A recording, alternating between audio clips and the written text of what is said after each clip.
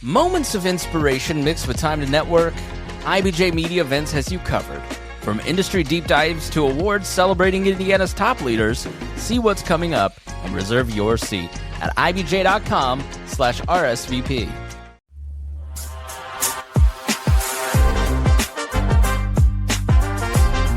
Kristen, Dane.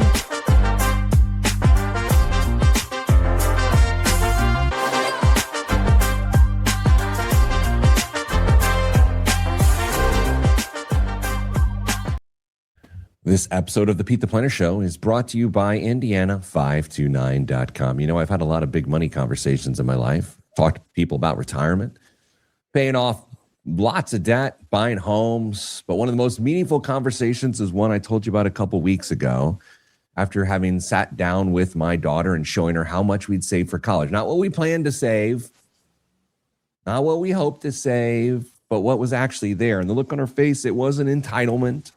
It was gratitude. It was relief. It was motivation.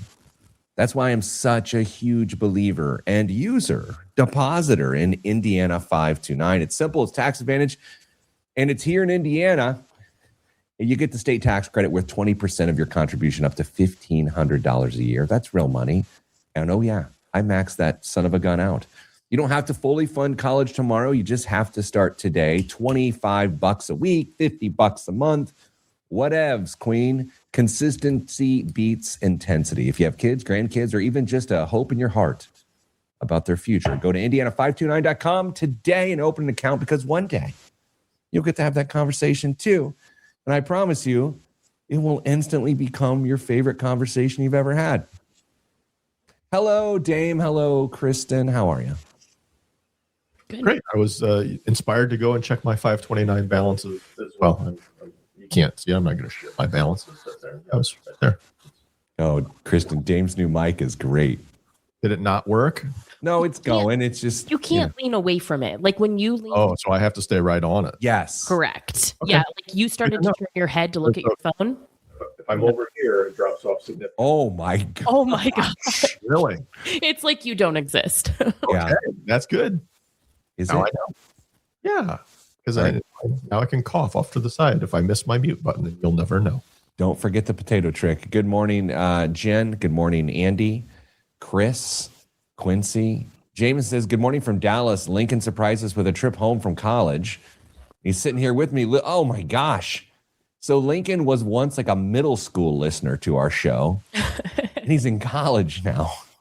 Lincoln, I hope you're doing well. Good to hear from you. He's 21 years old now. Holy cow. Wow. Is that Lee with us joining as well? It is.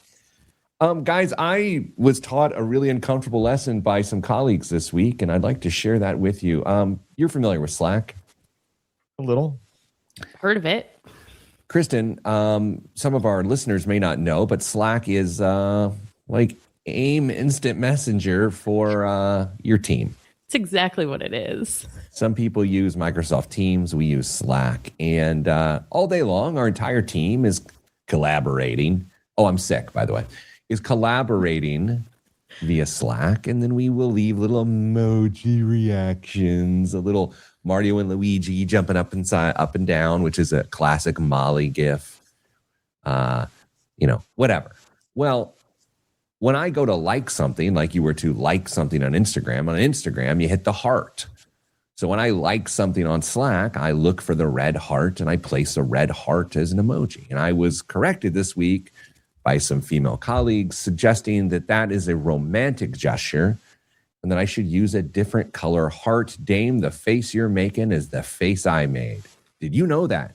No, I mean, this is too many rules at this point. We get some leeway on this stuff, I would think, by being men of a certain age. Oh. Kristen?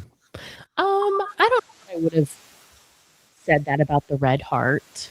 I mean, I don't use it. But I don't know that I thought anything different. Well, if you don't use it, then you do think something different. Why don't you use it? What color heart do you use? You're going to hate this. No, I probably will, but go ahead. I use 2 hearts. I use the black and the gold heart. Oh, okay. Yeah. Oh, for Purdue. Yeah. That's lame. I do hate that. Dane, what color heart do you use? Just black, color of my soul. Well, that makes more sense. Listen to this. Green heart is the most universally accepted heart to click. And yeah, listen, I got taken to school this week. I feel like people were doing like HR reports on me for just doing an old man red heart on their post. This is one of our new Gen Z coworkers. Yeah. No, this is like one of our millennials. A couple of our millennials were in on this. White heart is that you have sympathy for someone's illness. Yes. Sympathy. I would have said that. Yes. Dave, I know, Dave. Here's the thing. I want to be inclusive. I want to be like, I want to do the right thing, not make people uncomfortable. But if I put a red heart, it doesn't mean like, let's grab a drink. It just means like, good job on that project. I think when in doubt, the colors of roses are similar, because like a yellow rose would be like friendship. No? Isn't that like a missing soldier? No. Yellow rose? Oh. Gosh. So, Dane, what are okay, let's see if you and I know the different rose colors. Because a red rose would be romantic. Romantic, yes. All right, Dame, I want you to give me the different colors of the roses, and I will tell you what I believe they mean. Okay. White. Here, honey, I would like to kiss you tonight. Yellow. Here, honey, I would like to kiss you tonight. White, but with red tips. Here, honey, I would like to kiss you tonight. That's where people get messed up. Yeah. Yeah. I think you got it. That's it. Yeah. Did I tell you about all the schmoes on Valentine's Day that were at Trader Joe's with me buying flowers for their lady so that they could, hey, honey, I want to kiss you tonight? Yeah. No, was there quite the line? Oh, my gosh. It was crazy. I grabbed tulips. Good call. Because one, there was no line around them. And two, my wife prefers tulips. And three, see, it still says, hey, honey, I want to kiss you tonight. Men are simple creatures. Okay. What is this? Financial show. All right. Let's do it. Maybe anything you guys have to say before we do this dance? I would just like to express my gratitude for the reset of our images for the show. Hear, hear. We got an email that, whatever. I'm going to make yours look older. It just looks too young. What? I'm just kidding. Maybe. What's up, Brian Pinkins? Hello, Cheryl. Kristen, we got an email from a lady named Patricia, I believe. Yeah. Pat. And she said our prediction market episode was the best episode that we've ever done, and she listened to it 3 times. This most recent one? Yeah, the 2 weeks ago. Oh, I mean, I did think I thought everybody was kind of on their game that day. I'm not sure it had anything to do with the subject matter. I just think that sometimes the energies really align, you know? I felt really good about it. Yeah. Is Pat our friend who listens to us while she's working out on like the Stairmaster? I can't remember. Because we had that one email from somebody quite a while ago that was saying that's how they consume the content. They use this as a way to distract themselves when they're burning the calories. The calories. Can I do a pop culture check with y'all real quick? Oh, no. You just want me to fail left and right this morning before we get started, don't you? I don't think this one's going to land with either of you. Okay. So I'm live streaming soccer games from Florida last week, whatever. And the team we're playing is called West Florida Flames. And during the game, I just kept calling them Waka Flocka Flames, and they do go hard in the paint. And I don't know if that resonates with either of you. I thought it was brilliant. The Waka Flocka, I am familiar with that name, but the content they produce, not so much. The content. That was good. 3, 2, 1.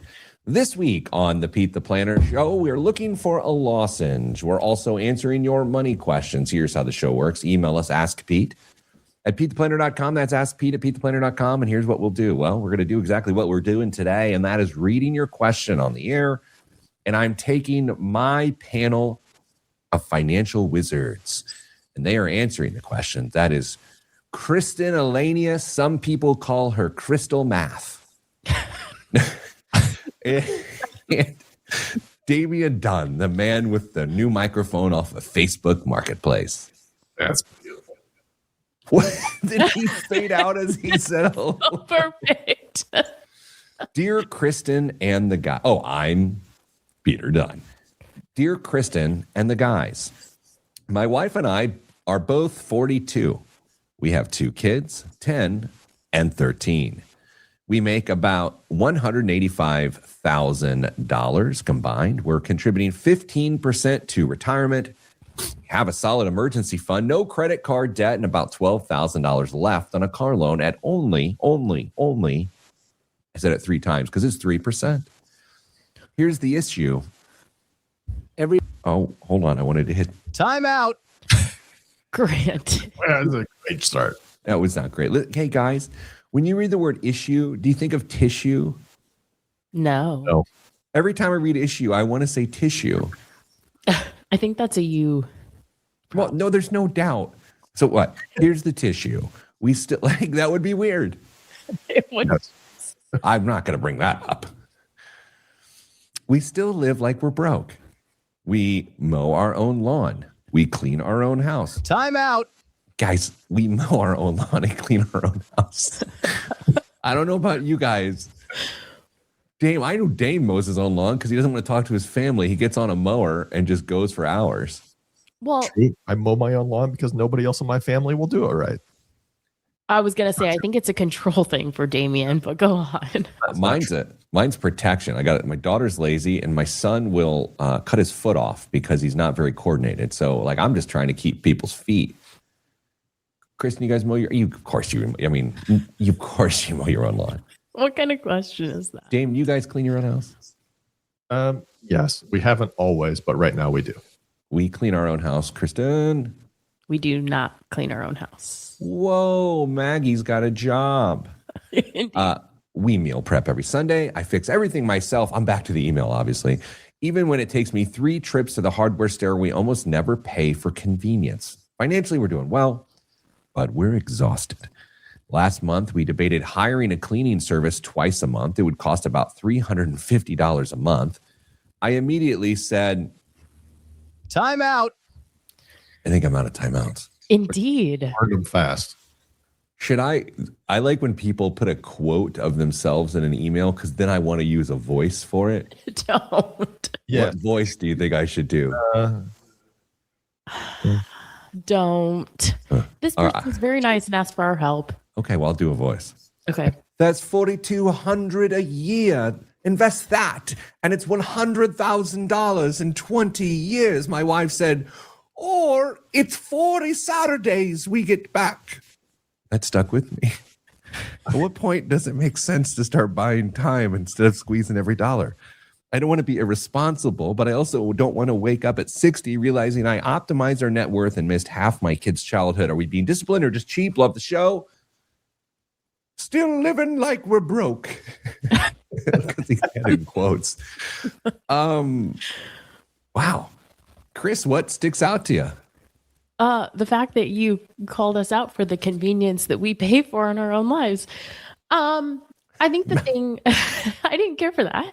The thing that sticks out to me is that they say that they're exhausted because given everything else that they seem to be doing right, I don't know that they have to feel like they're exhausted anymore. Dame?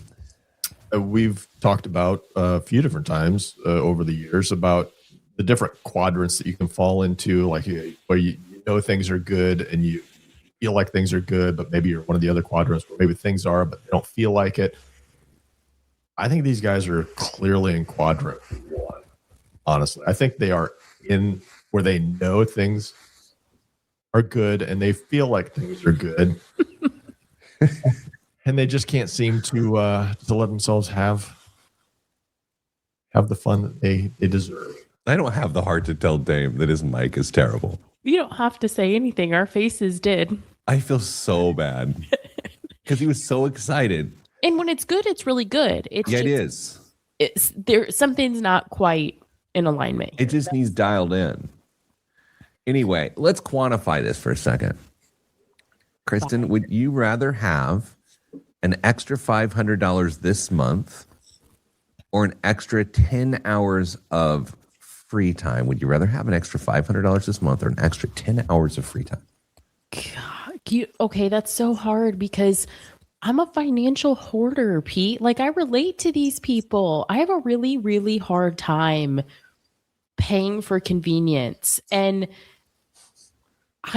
as much as it would probably be to my own detriment, I would probably pick the money. Dame, would you rather have an extra $500 this month or an extra 10 hours of free time? I think I'm at a point in my life where I'd rather have the free time. Here's what's weird. When the question is put this way, I'm choosing the money, Kristen. Right. But when put a little differently, like, would I rather drive for a total of 35 minutes to save $30 on DoorDash?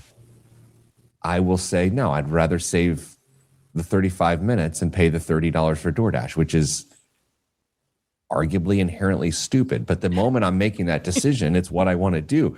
But Dame, like, I feel like I got a lot of time on the weekends. So 10 hours of free time, I'm just watching more Reacher on Amazon Prime. Like, I'd rather have $500.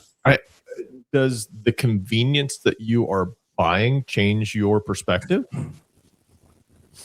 So, I mean, you said, just drive 30 minutes or drive whatever to save $30.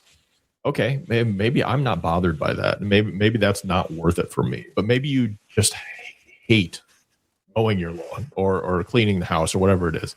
I think that weighs into the decision a lot, because paying for something that I don't really care about or don't really mind doing, I'm not going to get that same return on those dollars as I would directing them towards something that really nobody feels like they want to do. Okay, Kristen, how do you think about that? Like, you chose a category of said that you have someone clean the house, and how do you get your head? Is it you hate doing it, so it's worth it, or is it? How do you think about that? No, actually, I don't mind cleaning my house. For me, Dame and I were talking about this in pre-show prep, the meeting that he and I do to prepare for the show, Oh. And so we were talking about pre-show prep, and I said, for me, it's actually not even about having the house cleaned on that particular day. It's an extra layer of accountability, because when someone comes to clean my house, their job is not to tidy my house. Their job is to clean my house. So it forces us to keep our house picked up more consistently. So it's not just about them cleaning the house for me because I feel like I don't have the time. It also forces me to keep my house picked up, which really impacts my mental health. There's this concept that we're kind of dancing around today, and we shall now dance directly on it. Money is renewable, time is not. Money is renewable, time is not. Money is renewable, time is not. And at various stages of your life, you can either go, oh, yeah, absolutely. Or you can actually not be faced with that. As a retiree, is that the truth? It's not that simple, right? If you're a retiree, money is not necessarily renewable because you got what you got, and certainly time is ticking away. But as a young working person, how do you get your head around that? So that's the show for today. The curious case of having more money than time. How do you utilize convenience? When is it okay to pay for stuff to get done? What are the numbers? What are the standards? That's this week on the Pete the Planner Show. I'm Pete the Planner. The fastest segment. Go ahead, Dame. He's so upset. He's so upset. I'm here. For those of you that are listening, I apologize, but those of you that are watching will appreciate this. Oh, we heard that. How? I muted it. Oh my gosh.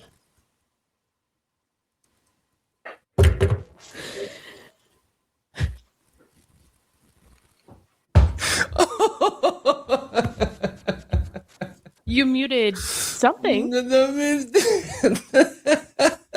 And he said, nope. So So remember how you weren't going to do anything in post? Yeah, I didn't want to edit. I didn't want to edit today. I didn't have time. I'm gonna have to spend some money to save time. Guess what? Uncle Dame's editing the show today. Dame's day is ruined. It's okay. It's not like we streamed to LinkedIn. Andy said it was the best thing she's heard all week. Hey Dame, did you have that feeling like when you almost hit a deer and your stomach drops? Is that where you're at right now? I genuinely don't know if I can do the rest of the show. Oh, you're that upset? Yeah. Oh, Dame. It's okay. First of all, I think your sound is not coming through that mic or something. That can't be possible because when he was away from that other mic, we couldn't hear him at all. That's all right. I'll take it out in post. Only a couple people heard it. All right. Dame, are you stick with us or no? I don't know. Okay. Kristen and I will do the heavy lifting. The news is in the outline. Are you going to read the news or am I going to read the news? Well, but that's 3 segments from now. Let's Okay. warm him back up. Let's bring him into the hands of comfort. Oh boy. All right. Here we go. In 3, 2, 1. Back on the Pete the Planner show. Concept today is this. Some people have more time than they have money. They got some debt. They don't have proper savings. And so they look at those 2 resources, those 2 specific resources, and they say, well, I got to make the most of my time because I don't have the money to spend to save time. Right? That's the concept. Others have more time than money. Wait, yes, that's right. No, wait, money than time. I got confused. They have more money than time. That is to say they are financially stable. Time is not a renewable resource, and they're willing to invest a little bit of that. That's what we're talking today. We had an emailer email us, and they want to know, can they take their foot off the gas a little bit? Kristen, is there a little bit of an efficiency test we can do to understand whether a person has more time than money or money than time? Yeah, I think there's a few questions you ask yourself. And maybe we pressure test each one individually before I just rattle them all off. So, does this purchase meaningfully reduce your stress? Does the purchase meaningfully... Okay, so we're going to go not only with just services like cleaning house or mowing grass, but an actual purchase. So like mine, which was getting carry out as opposed to making dinner and cleaning up, right? That would be an example. Can you give another example? No, I think that's a good example. I think any of them fall into that category, but it's just so interesting because as you were saying that, I should not be doing this, but I was like, come on, Pete.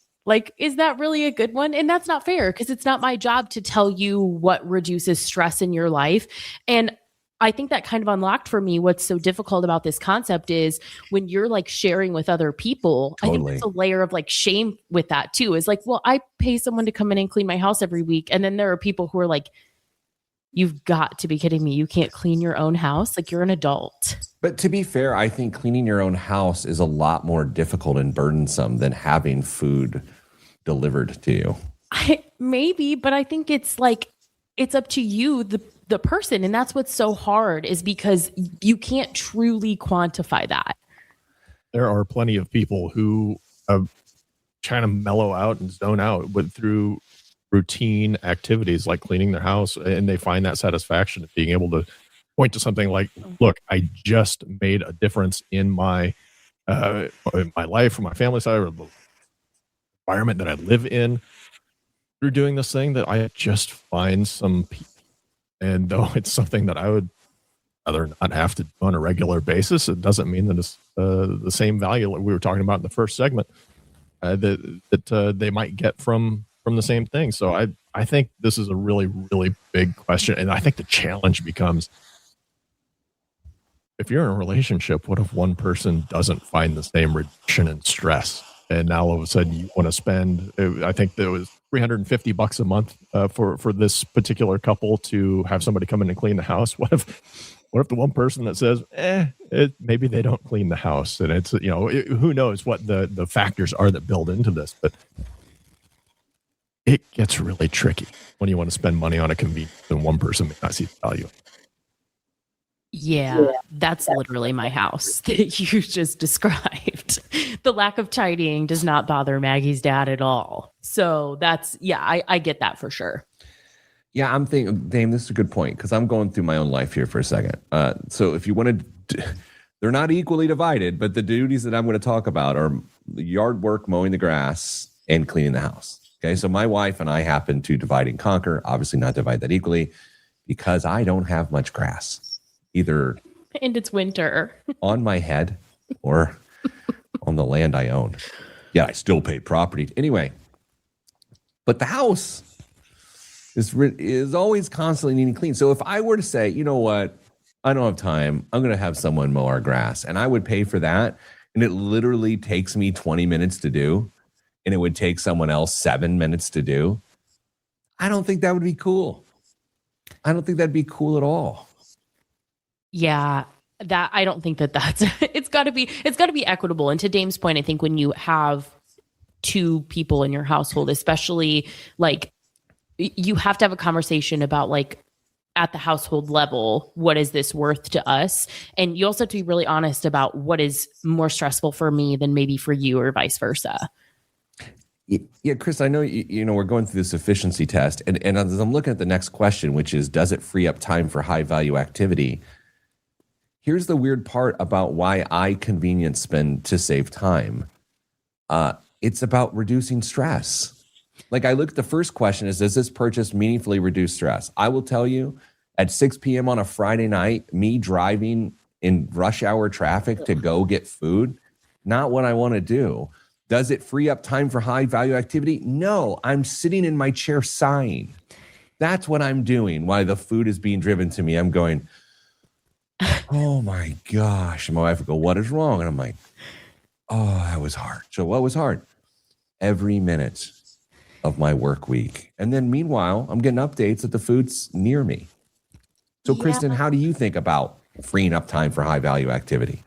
Okay, but that's such a challenge though, because there still has to be objective affordability. And I think that's where this slope gets really slippery, because just because you've had a hard week doesn't mean that you can afford objectively to have food delivered to your house versus making something at home.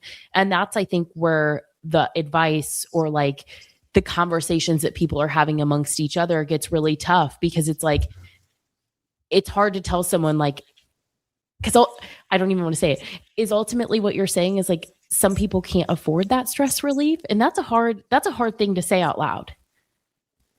Yep. Exactly. By the way, I'm answering a question. You had 2 question marks. Is that what I'm saying? Yes. Yeah. Here's another one. Oh, go ahead.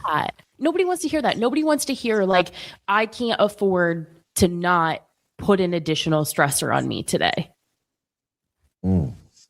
Dame, how motivating is this conversation? If someone right now doesn't have financial stability and we are with love and honesty saying, then that means sometimes you can't afford to reduce stress. How motivating is that for a person to go, well, I'll get stable so I can afford to reduce stress? I don't think they're thinking of it that way. I don't think they either. I think it's good, part of a bigger conversation. One of the benefits that comes along with finding financial stability. But, if this is something that you really want to drive for and really want to try and have as part of your life, then maybe it could be a motivating factor. But I just think it's part of a bigger conversation for a lot of people. Speed round, grocery delivery. Kristen? No. Dame? Yes, but with reservation. With reservations? What's that mean? It's a crapshoot. You never know if you're going to get what you actually order, or if they're going to. It's at least in our neck of the. So we do it, but begrudgingly. We were in an Airbnb last week in Florida with some families, and we're not a grocery delivery family for no particular reason. We just aren't. And so some of my housemates, while we're at the airport, while we're getting our rental cars, orders groceries, and they're all delivered to our Airbnb by the time we get there. And I was like, And now they're a grocery delivery family. That is a pro move. I don't know what extra it costs, but it was worth it to me because I didn't pay it. Lawn service we talked about. Meal kits. No, I mean, I can't. This is the guy who has a freezer full of meals outside his office door. are those kits?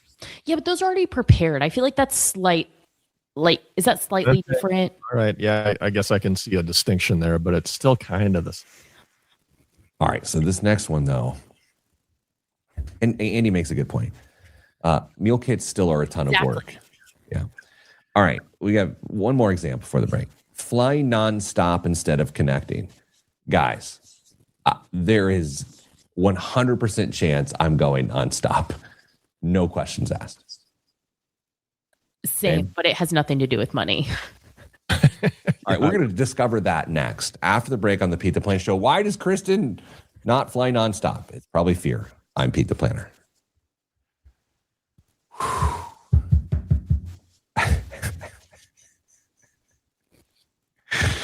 Man, You know, someday I'll look back at this and laugh. The day is not that day.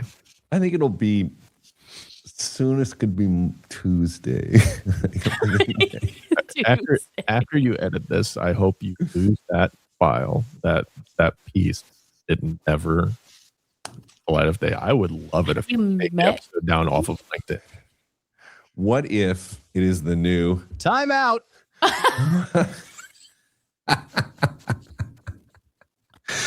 Dave, I feel bad for you because had I done that, I would feel exactly like I assume you're feeling right now, like sick to your stomach. Yeah.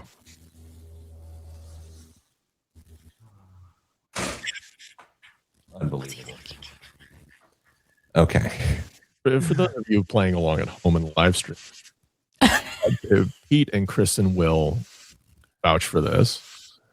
When it comes to group setting at the office, I rarely ever swear, let alone use that word. So the fact that I did it when I thought I was completely muted is particularly upsetting. Yeah, I agree with you there. If someone was going to use that word freely on this show, it isn't the bald man. All I can hear is my dad in my head going, just like some after school special lesson about that, right? Like sometimes jokes don't go the way you plan. I can just hear him saying it. Oh no, I mispronounced. That's fine. You can make fun of me. How do you say that county? I mean, she's going to be able to do it through think text. it's Bear County. Well, I didn't know if you two knew. Oh, no, I have no idea. I have no idea. Obviously, I said it wrong. I know. My bad. Let's keep it moving because I got to save time for editing. Too soon. When is too soon? Is now still too soon? Now is still too soon. But I'll smile and nod along. I earned every bit of whatever you're going to do. So. Well, this hurts then, what I'm about to say. Your sound still really sucks. I told you, I've had tech issues all day today. Hey, Kristen, do you just want to read the news and I'll back out? Because, I mean, this is a disaster. It doesn't matter. Because it's coming in and out at this point. I just heard something happen in my ears. Like through the microphone feedback in my ears. It's really strange. Tap your mic. Which one? Because apparently I've got a million of them in here that work. The one that you're trying to... Okay, yeah, got there. So weird. No. Mm-mm. Wait, let's try another. This one Don't would be another word. Like, don't try it with another word. Like, I'm you gonna hit mute, so let's see what happens. Don't.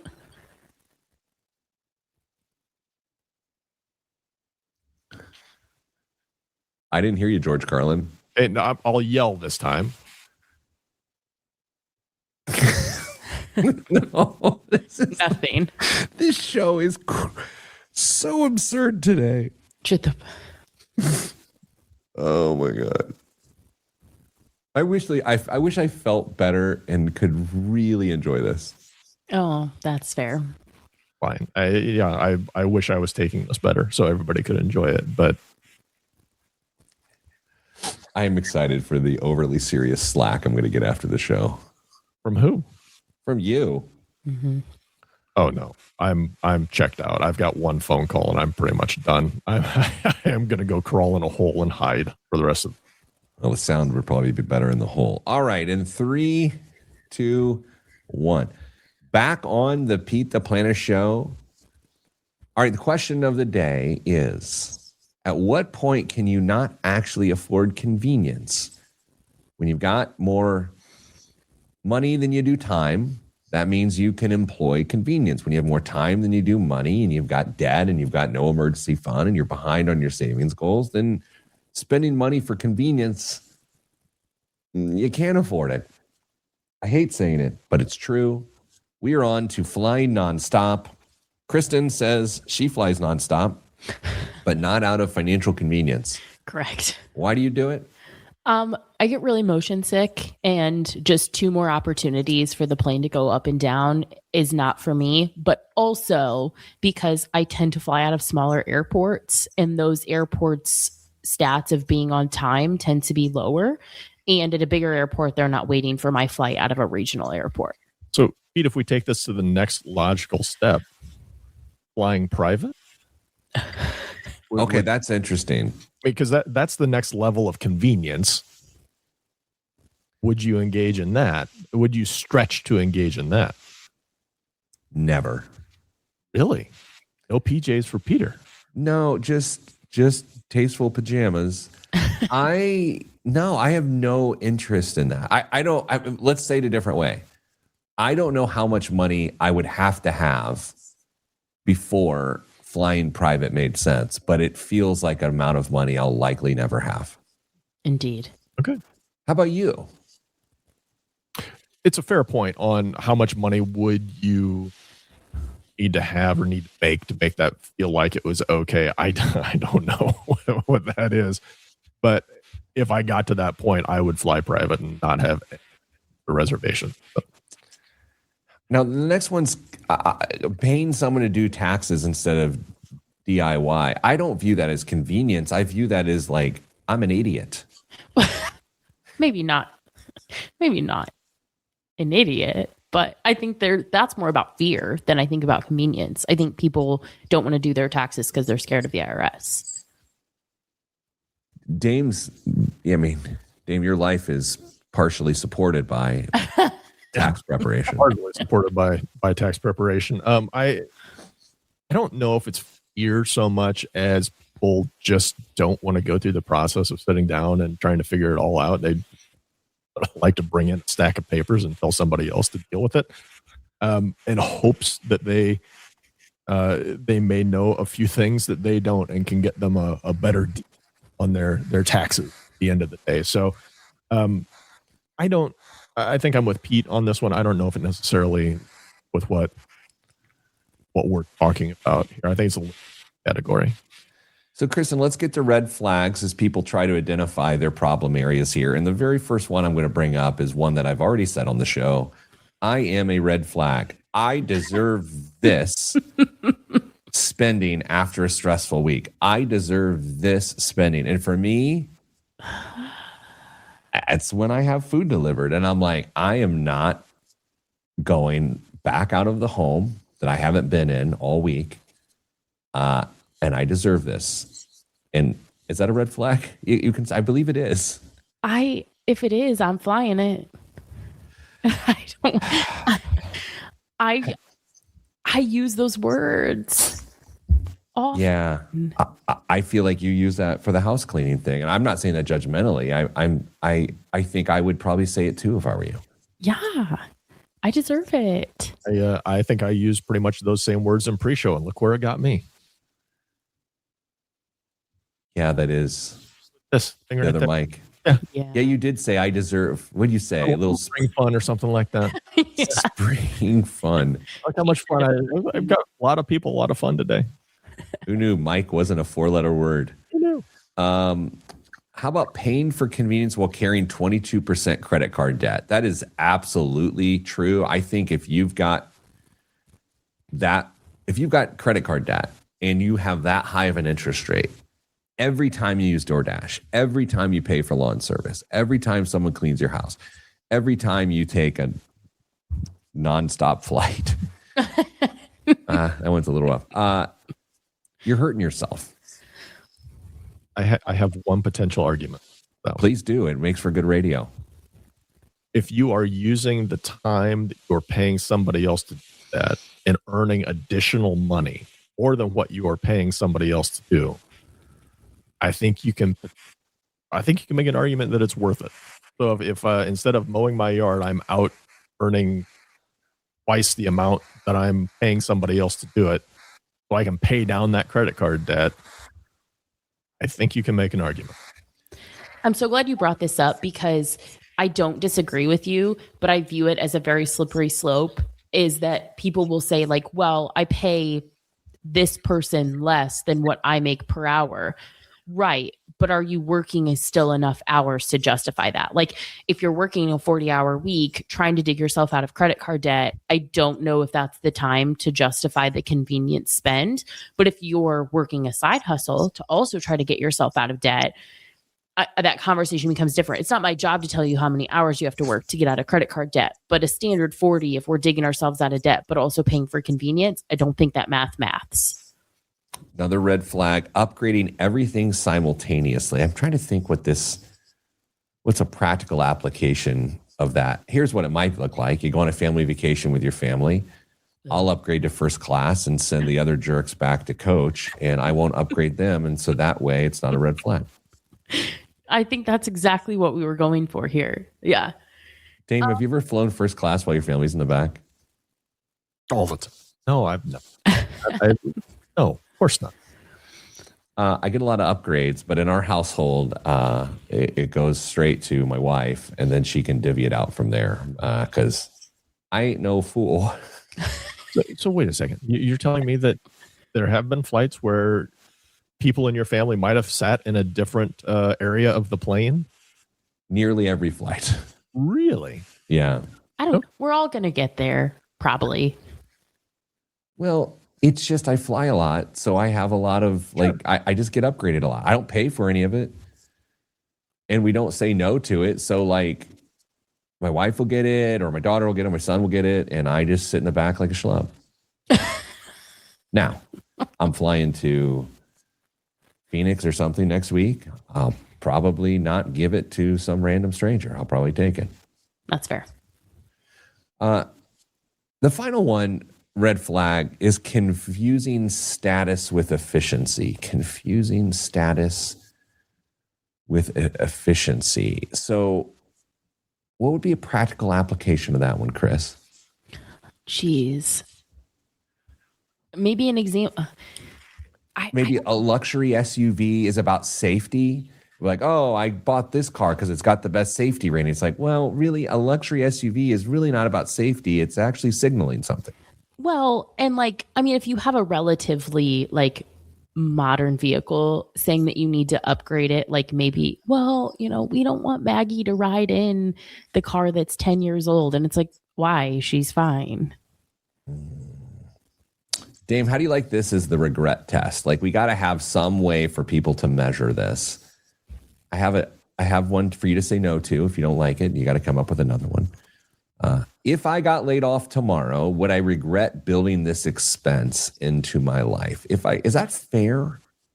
I don't know if it's fair or not, but I've used that one on myself a lot of times. If not necessarily laid off, but if our income significantly dropped, would I feel okay that we took on this expense? And it talks me out of a lot of stuff. That's just how I'm like. You know what we should do next episode, maybe? What if we did? I feel like we've done something like this in the past.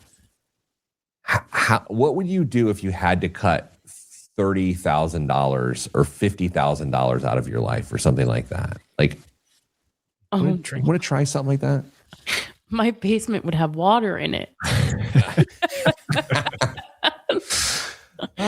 All right. So to the emailer, could probably back off all the frugality a little bit. I think you've earned some convenience. You can't upgrade everything at once. You got to make choices. I think cleaning the home is an interesting way. $350 a month is a pretty aggressive way to start employing convenience, but you should do it. I'm Pete the Planner, and this is the Pete the Planner Show. Whew.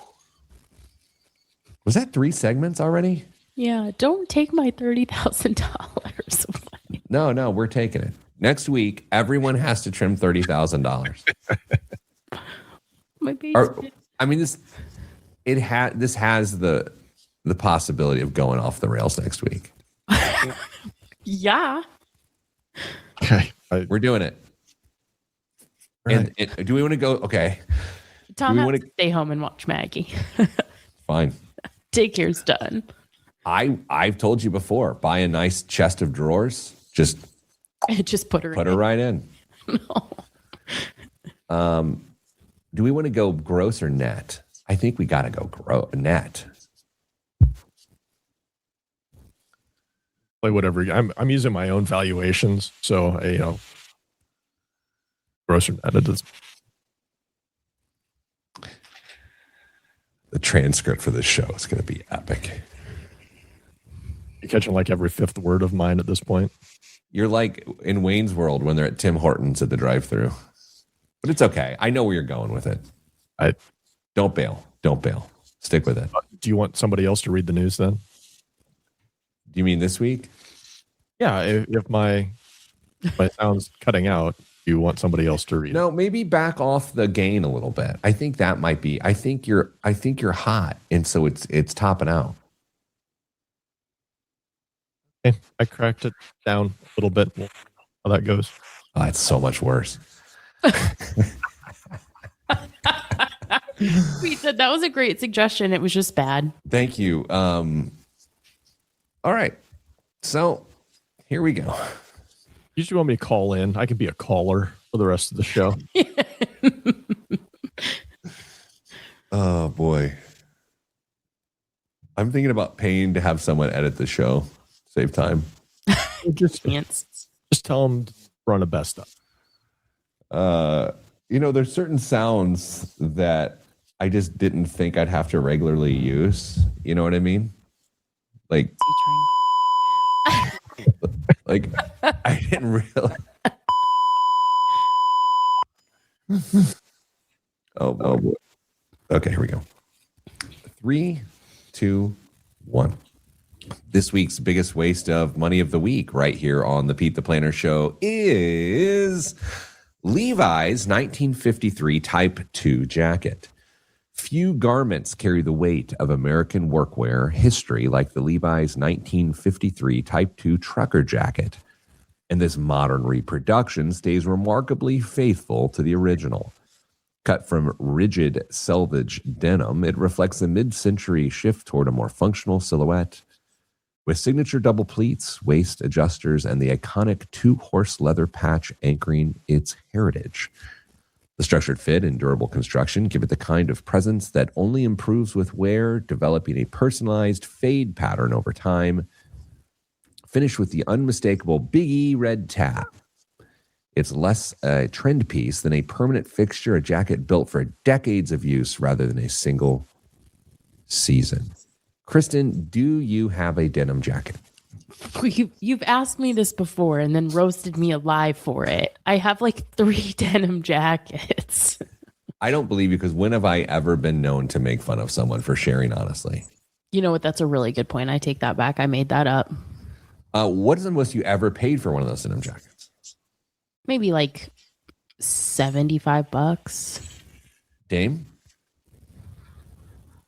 Asking if I have a denim jacket? Yeah, it would be. And I was going to ask, like, what do you have for breakfast? Yeah, what do you have a denim jacket? Denim jacket. I haven't had one of those since middle school. During one of my skinny phases, I bought a denim jacket because I thought I could like look thin in denim, and I think I paid like $135, $150 for it. Kristen, what does this Levi's 1953 Type 2 jacket cost?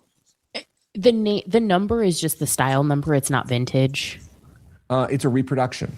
Ah, yes. It's Levi's. Their retail price is always higher than their sale price, like by a lot. And then they just like put everything on sale. So it's $175. Dame, $250. $425 For Levi's? That's what I said. That's why it's on the show. Like that seems too much. It's that recognition from the Beyonce album. They think that they're worth more now. Oh, really? Did she talk about Levi's on the piano? I thought that you were a fan. I am, but that doesn't mean I remember lyrics.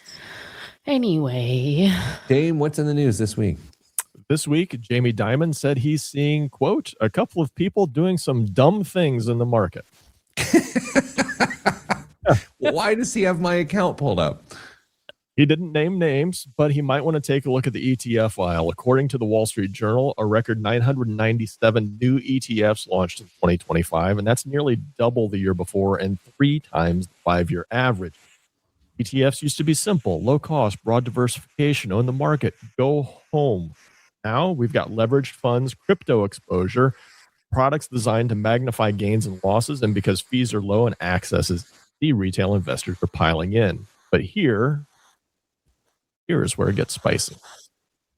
3 firms just registered ETFs tied to, Pete, you guessed it, prediction markets for the 2028 election. White House, Senate, and House. If your fund backs the winning party, you profit. If not, well, the companies themselves have warned the SEC the fund could suffer a, quote, catastrophic loss in value. Translation, 0 is on the menu. So now we've stitched together ETFs and political betting markets into one tradable product. Low fees, high volatility, maximum attention. Not one of the dumb things Jamie was talking about. Should have been. Remember, just because you put something in ETF doesn't. Kristen, at first we were worried about crypto going into like the mainstream 401ks as an option. And now prediction market ETFs. Right. Yeah, I plan to actually bet my life savings on whether or not AOC runs for the Democratic ticket. Did I send you guys the Mr. Beast thing this week? Yes, Yeah, you did. I've got it, but I didn't want to predict market story. I thought this was.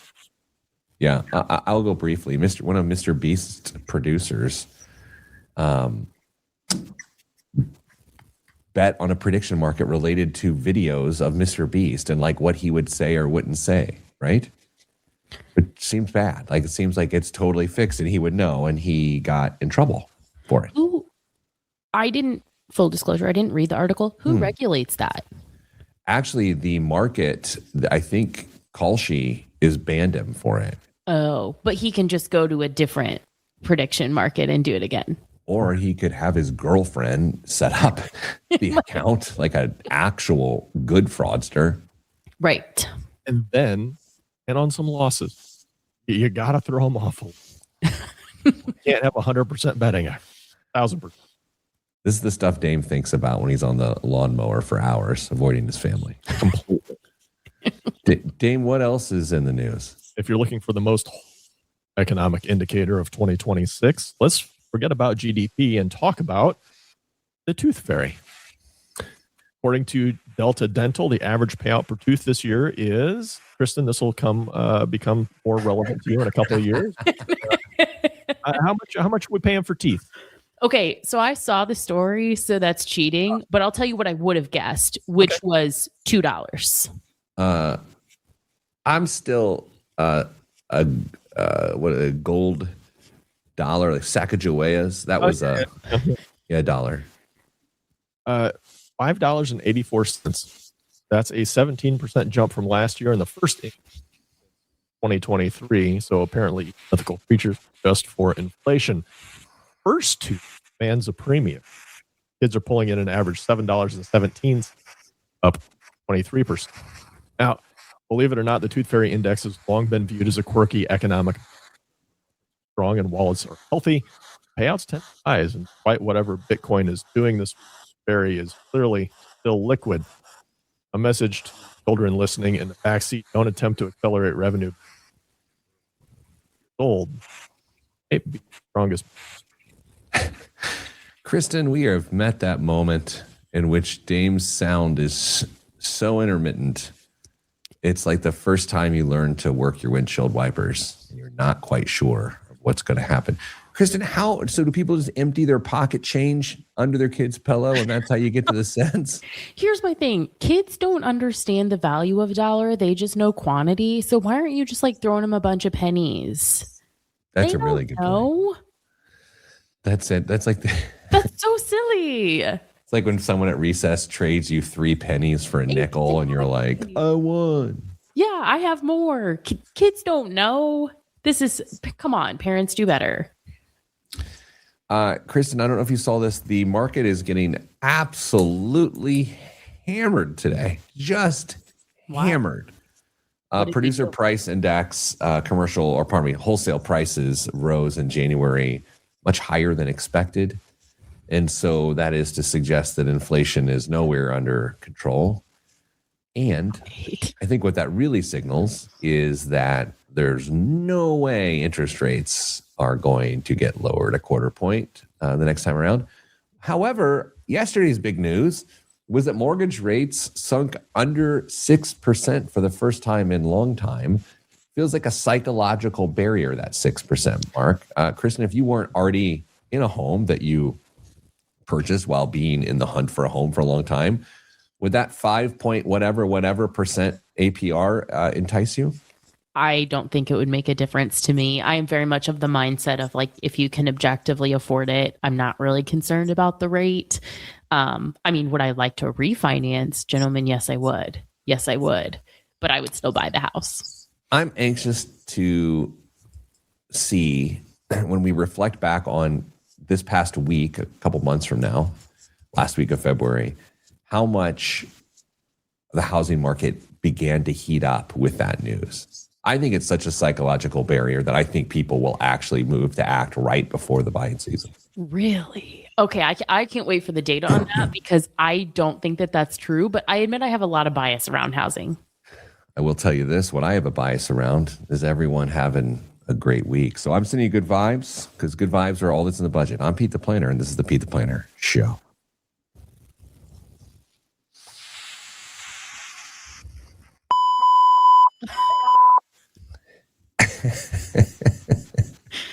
Like doing that over the monologue in my brain.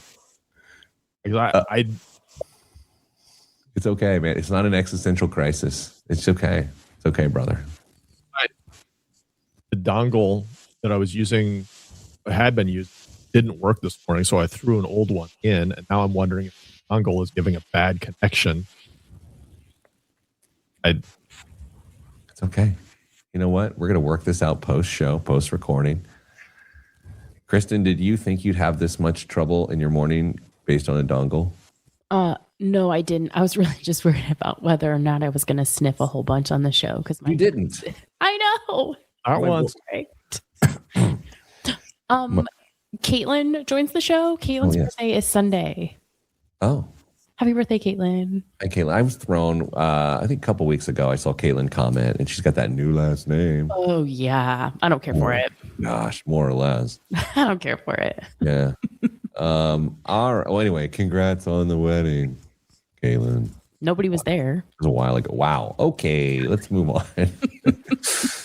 Dame, I am going to send you an edible arrangement to make you feel better after the show. Nothing makes a person feel better like strawberry stained cantaloupe in the shape of flowers. Oh, man. I've said this on the show before, and they're definitely not a sponsor. We'll never be. Sending someone an edible arrangement is not sending the message you think it is. Oh, I kind of like them. Oh, they're terrible. Bunch of old fruit. Here, I sent you old fruit. I like it when they show up to like an office setting. Group old fruit. I'm out. Apparently I'm weird. I'm sorry. Okay, that's all we have time for this week. Thanks, everyone. Dame, I hope your day gets better. Everyone else, stay getting money.